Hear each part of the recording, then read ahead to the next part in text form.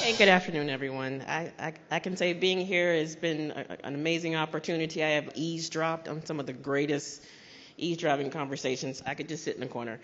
But we're going to take a few minutes with this amazing panel to talk about the 300-pound gorilla in the room, incident response and cybersecurity resilience. And I want to make sure I get it right. As practitioners, I equate what we do to firemen, doctors, nurses, because it's so important. And I think time is catching up with us where the industry is catching up in understanding the importance of what we do. So cybersecurity resilience is an organization's ability to prevent, withstand, and recover from cybersecurity incidents. And I was briefly speaking with the panel, and it's not if, it's when. And we came up with some different concepts, and I want to let the panel introduce themselves. My name's Towne. I work with a company called Cyberint, specialize in threat intelligence. Loomis. I'm with Ordr. We do attack surface management and network segmentation. And my name is Kevin Kirkwood. I'm the Deputy CISO for LogRhythm. And in that, I don't just get to protect our clients and our clients' data, but I get to play with AppSec. I get to play with GRC and physical security around the globe. I have the easy job. I get to play. My boss has to wrangle me. So I think he's got the trade-off on the bad end of that deal. One of the questions had some quick conversation before, and it's what is incident response and how important it's become to organizations. And I promise not to take jabs at anyone, but some of the biggest names in the industry on this side and that side of the fence have been affected by incident response and the lack thereof incident response. One of the items that came to mind when we were talking was about what do we want to give our audience at the end of this? What is that value add? What is that thing we should be doing as practitioners to protect our organizations? And one by one, let's take your high level. What do you think they should know? I think one of my biggest areas is why I've gravitated my career towards threat intelligence, understanding the way an attacker views you is really how the prioritization of your efforts should go. It's not the compliances are great. They give us a framework to start from, they give us a framework to begin, but they're also reactive defenders creating policies and defense mechanisms for defenders. But understanding the threat actor and how they are looking at you, how they begin their process is really how we become mature. And ultimately, I don't like to say being reactive, but not proactive, but predictive through data sets and through ongoing understanding of what are the threat actor patterns, but also what is the focuses of effort through your incident response and what are the trends and where they're going to focus tomorrow, not yesterday. Derek? I think for me, the most important part is setting a foundation, right? So it starts with asset inventory, visibility. Do you understand what you're actually trying to protect, and your security posture? Everyone out here, every organization spends massive amounts of budget on security tools. Are those tools actually deployed where they're supposed to be deployed? Is the architecture that some really smart people put together actually in place to set you up to defend to the best of your ability, right? And I think a lot of organizations continue to go for what's new and exciting. Asset inventory is boring, but it's effective, right?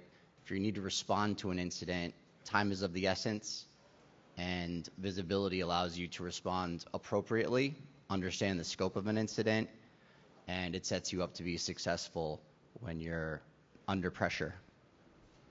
Kevin? We live in a really kind of fun time in a really fun industry. I say fun, you're going to worry about my definition of fun before we're over with this. But long story short, we bought the tools. We put them on the shelf. We set them up. We configured them. Hopefully we continue to adapt and change them constantly because our attackers are constantly going out there adapting and changing their approach and figuring out new and different ways to get to us. To Natalie's point, it's not a matter of if, it's a matter of when. Practice the when part, right? So if you're doing incident response, if you're following that practice, attack yourself. Create a red team. Hire a red team if you can't create one on your own, and actually practice your incident response. I did that here recently, internal to LogRhythm. I have a fairly interesting genius kind of guy that does the work for me. It took him 18 minutes, and he peeled us like an onion. He was so deep into our system in 18 minutes, soup to nuts, that I was afraid that we were going to see this again in the real very soon, directly thereafter. So that kind of opened my eyes up, opened the team's eyes up, and we were able to then turn around and look at what we were doing from an incident response, our playbook routines, and through some of our tools with automatic case creation, we were actually able to defeat that 18 minutes, caught it within the first 30 seconds. We were able to mitigate it within that first 2.5 minutes, but it was practice. We were able to play in the incident response space and actually test our abilities to actually drive results. If you're not playing right now, you have a great opportunity. Go out there and have some fun in your own systems. Interestingly enough, people say incident response. And I think to each of us that means something very different. I think organizations need to understand their crown jewels, where they should be protecting. Kevin mentioned earlier that it was, what was the saying the gentleman said from the previous? The guy from this morning from CrowdStrike that said, detect in a second, mitigate in a minute, and compliance full time. I love that line, by the way. I'm going to steal it. Yes, he should copyright that one. But it speaks to and draws a framework to how our mindset should be implemented. I'm critical infrastructure, and my approach and my ideal to incident response would be very different from you guys. I support operations at a different level, life safety. And the first thing I did when I came into the security space was try to understand what I need to protect first. I think that concept is minimalized. Again, you guys mentioned that you have all these tools, but are you ideally using them correctly? Are there any points of intelligence, whether around risk prioritization or CVEs, do you think that the crowd should take better consideration of? Absolutely. When we're looking at not just when a CVE gets released, we also have to understand what a 0-day is and how you detect 0 days. There's no way to detect a true 0 day. We look at what a 0 day is. It's a new attack vector. Are there pre-existing detection methods? Is there anomalous behavior? And that's where we go with anomalous behavior and understanding what is being talked about within threat actor forums. What is being focused on? Is there sub-technologies, or is there dependencies of other technologies? Are our routers being attacked, or with new malware that's coming out on a daily basis? I think wrapping our heads around a lot of supply chain, but not just understanding what some vendor answers on a 200 question, 250, 300 question self-assessment questionnaire, but what are we doing to actively monitor the attack surface of those vendors? Things that we highly rely on to not only deliver our services, but to connect with our customers, connect with us, and then understanding when a CVE comes out, how much attention should I place towards it? Is it one CVE that comes out that one security researcher came out with, released it to the company, and then they came out with a patch along with the release of that vulnerability? Or is it something that has active exploits, that has Metasploit packages connected to it? Are there proof of concepts? How actively are threat actors talking about it? Major threat actors, or somebody that's just downloading bots to help a threat actor infrastructure? When we look at a CVE intelligence, it's not just the CVE, but it's also what goes around and what goes into that CVE, and just the trends of the marketplace and how to protect our organizations. Derek? Yeah, I feel like I could talk about vulnerability prioritization for a very long time, but there's a lot of layers to it. I don't think anyone has enough people on their staff to be able to fully remediate and patch everything in the environment, right? So you have to take a targeted approach. I've worked for vulnerability vendors in the past as well.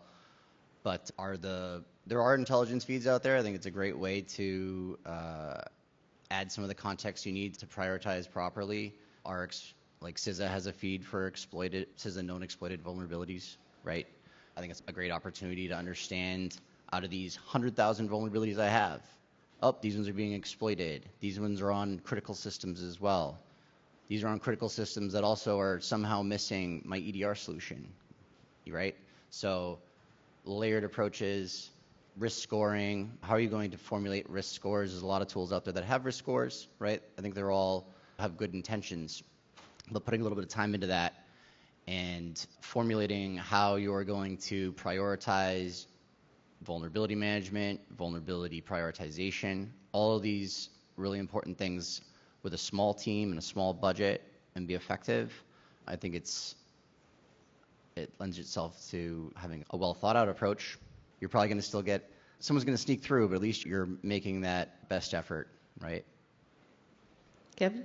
So this is a fun topic for me because I play in AppSec all the time, and the biggest thing for me is a CVE reachable, right? Can you actually turn that exploit on, validate that it's working, and actually it's easy to get to in your environment? If the answer is no, don't worry about it. Don't worry about it as much. If there's a cumulative group of CVEs that work together to expose that same CVE, yeah, maybe you still do, but at some level you have to test and validate that it's reachable. If it's not reachable, it should hit your low or medium vulnerability list right away. If you're not getting there and you're not thinking about reachability, you are going to basically drive your developers absolutely crazy by reporting out CVEs.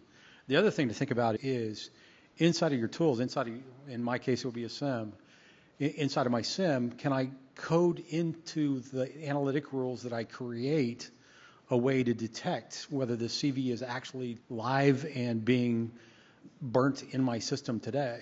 And so here recently a CVE came out, it was called Phantom Blue. I scared the heck out of my SOC manager, told him I was interested in finding out whether we actually had this in there. So what the Phantom Blue does is it mimics Microsoft's message patterns, message traffic.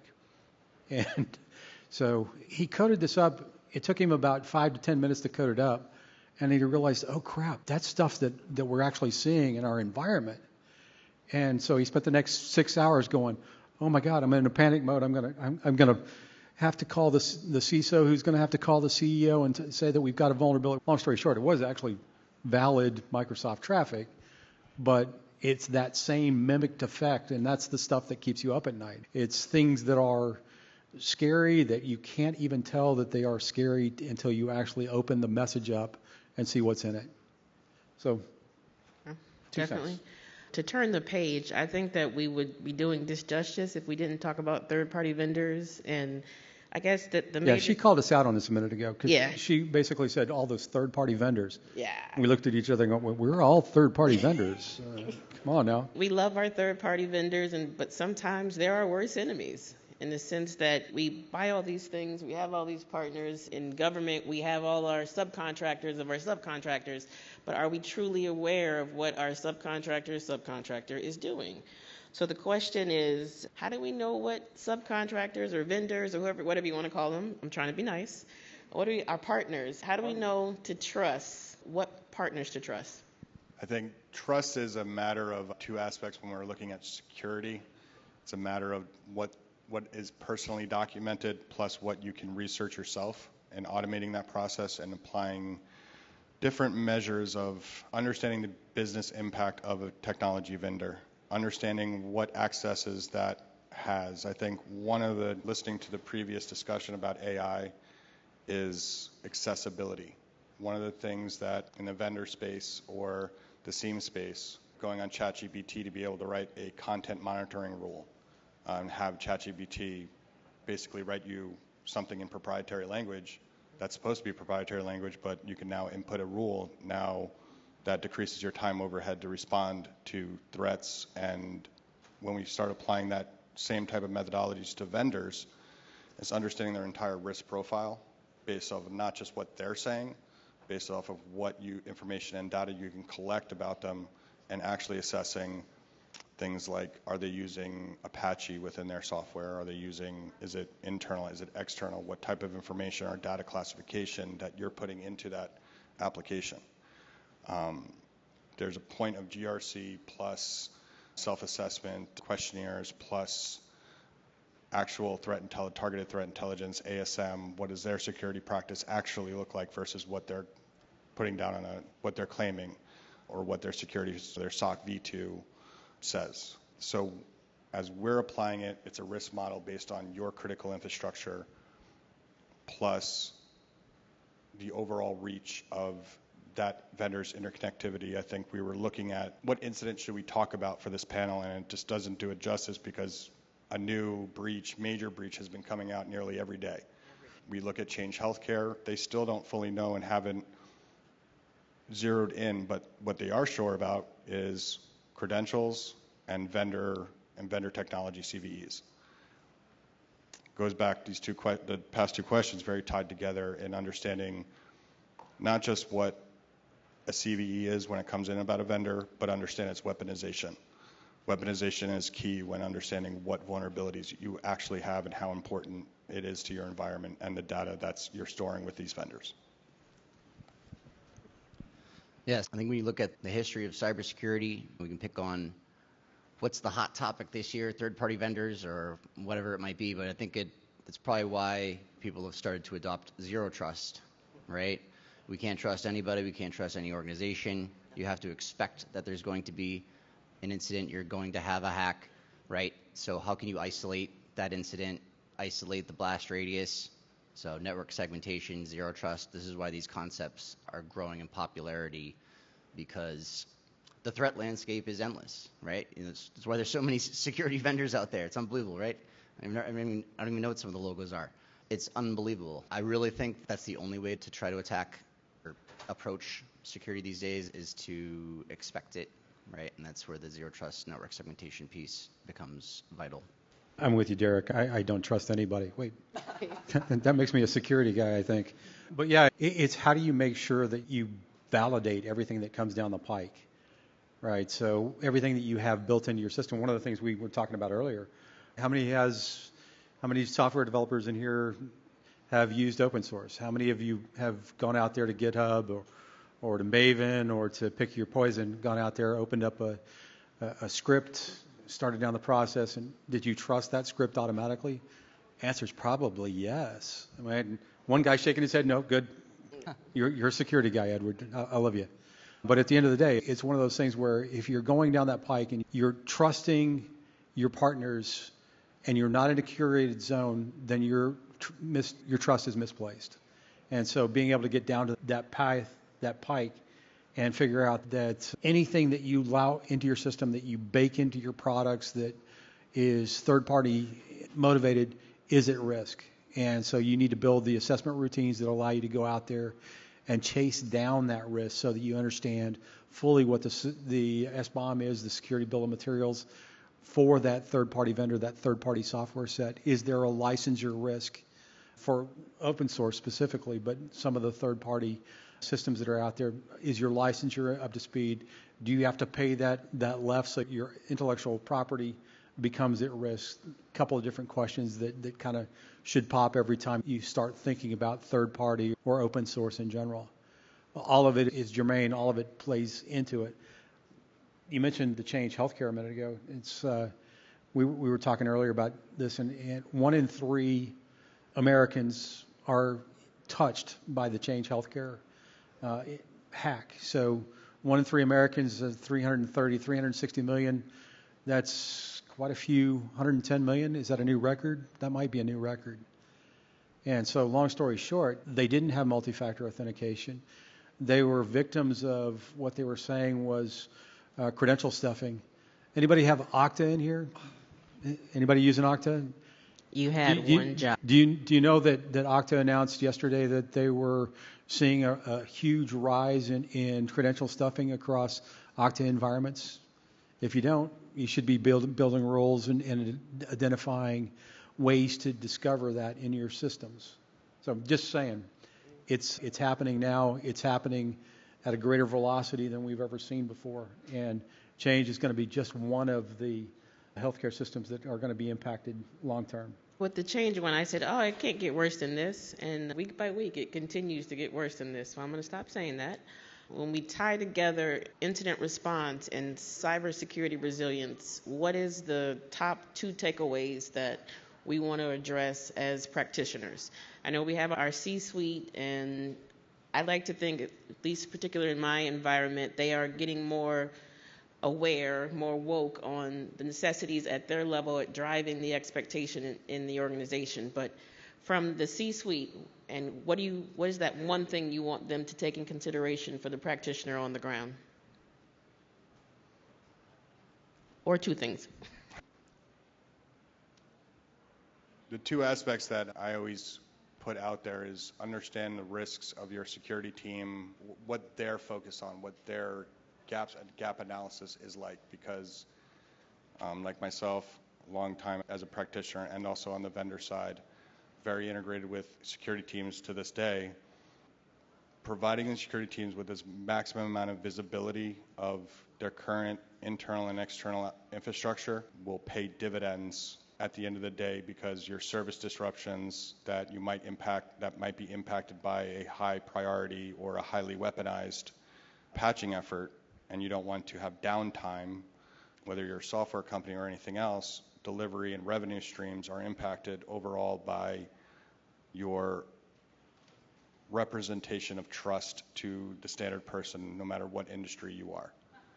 Because you're not just dealing with the service outage of an attack, you're now dealing with the decline in revenue from trust and customers no longer wanting to place their data, comfort, payment, anything with you, and having years of a cyber, depending on the size of the incident.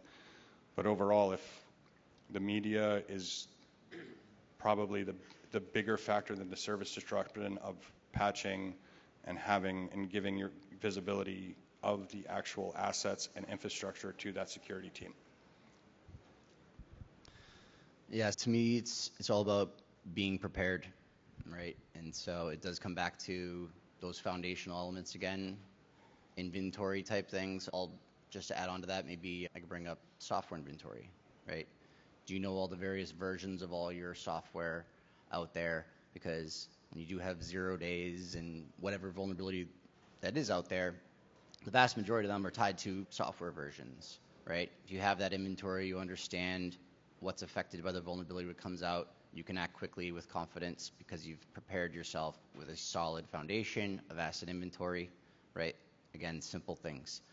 And when you have that, it's all about speed. And whatever size your team is, if you have confidence in a clear objective, you have more successful outcomes. You're going to mitigate that risk, hopefully contain that risk, right? And I think that's it in a nutshell. I live in a perfect world. Well, okay, maybe not perfect, but I do live in a perfect working environment. I have a boss that is running a security company that actually blogs on security efforts, and so he knows his stuff. So that's easy. I have another boss below him that's actually a CISO. I did say I get to play in AppSec, GRC, SOC, and physical security. So I don't have a lot of concerns when it comes to the C-suite and what happens over it. It's the folks that are in the ranks that I worry about more than I worry about my C-suite. It's the folks that are out there hustling sales and doing a great job of building that. Yes, I'm calling out the sales team, Brandon, thank you. But long story short, it's folks that are actually going out there and clicking on emails that they shouldn't be clicking on, or going to a website or using a tool, a technology that they're downloading. And it does do things like expose us to something that's happening in Iran or something that's happening in, pick your poison, right? I worry about the folks in the ranks, my peers, and then I like the fact that I can go to the teams and say, listen, I'm going to advise you here. I'm going to say yes and. I know it drives Natalie crazy when I say that, but I don't say no. I say yes and this is how we can make something secure. This is how we can actually drive to better efficiencies or better security components and get you to a point where we're actually delivering product faster, cleaner, more efficiently.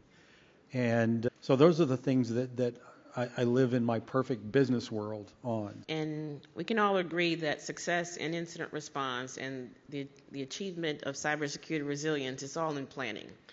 Ideally, we cannot get in front of everything, but we should all be dotting our I's, crossing our T's, understanding the new technologies that can be applicable to our organization, and using them to the best of our ability. I have so much respect for the practitioner, just the community. Like I said, I was eavesdropping this morning. I just could have had a cup of coffee and sat there and just we're all in the same battle. We're all having the same issues. Can I interject a little bit? Her words exactly were, I'm just sitting here listening to these conversations on security and getting high. And I said, is that legal? Yes. No, when I'm back at the office, it's weird. You're not in a room full of you. You're not under people who understand risk acceptance and where it should lie in the organization. And how come I can't buy that? Or how come you won't let me download this? Because ideally, a perfect world, a safe world, is one without the internet, but they won't let me get away with that. Closing words for the panel? I think one of the biggest things is understanding the weaknesses in your security applications, understanding the vendors, understanding the marketing speech. We're going off on the conference spiel right now. It's not so much don't trust the vendors' marketing terms, marketing spiel, those things. Ask them to explain it. Ask them to go into the details. I saw this amount of hands that were up when we heard Okta. Understanding that when we're looking at credential stealing marketplaces, credential stuffing attacks still very prominent, and the fact that it's not just the credential, it's the session cookie IDs. It's the how targeted are you?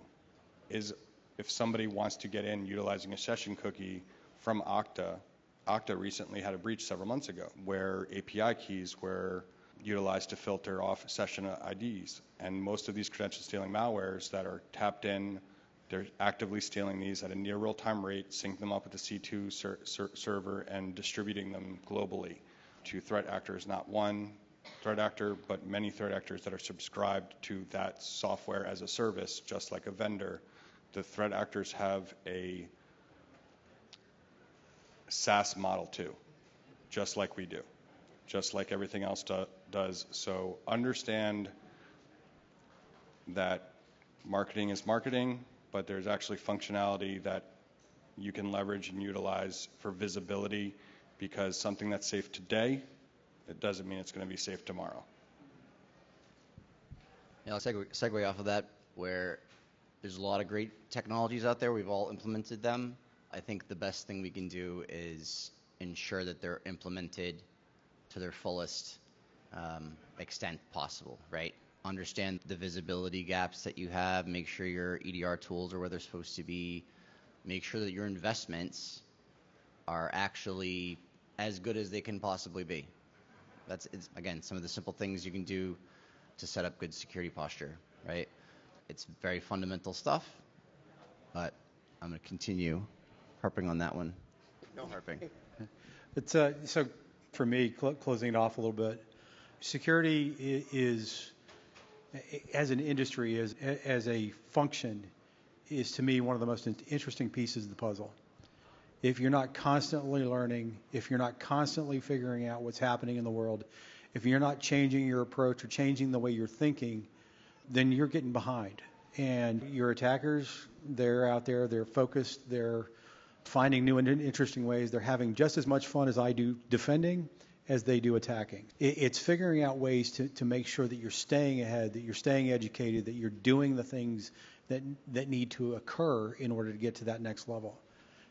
And that next level is about the protection of your data, about the protection of your people. And to Derek's point a minute ago, you can buy a tool, you can put it on the shelf, but you're deploying a security program, right? Not a project. Once you get to the end of that deployment of that tool, you're pretty much going to have to start over, because everything will have changed by the time you set that up and are ready to go.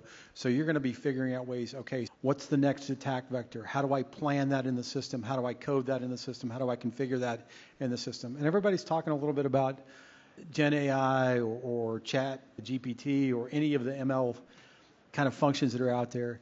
Those are going to be great. Those are going to be helpful. They're going to take somebody to be able to set the rules for how you go out and configure and change and think through what the logic is going to be required to actually shift yourself on the fly to be able to go after those attacks and change that paradigm. Because the attackers, they're doing exactly the same thing. They're playing with AI. They're getting ahead with AI. We're already seeing significant opportunities in that space. And if we're not up and caught up with them and ahead of them, we're behind, and we're basically going to be having a bad day or four. And a bad day with a CEO is never a good day for anybody. So. All right. I want to thank this amazing panel and just all the speakers, Patrick, the Secure Miami team. Keep doing what you're doing for us.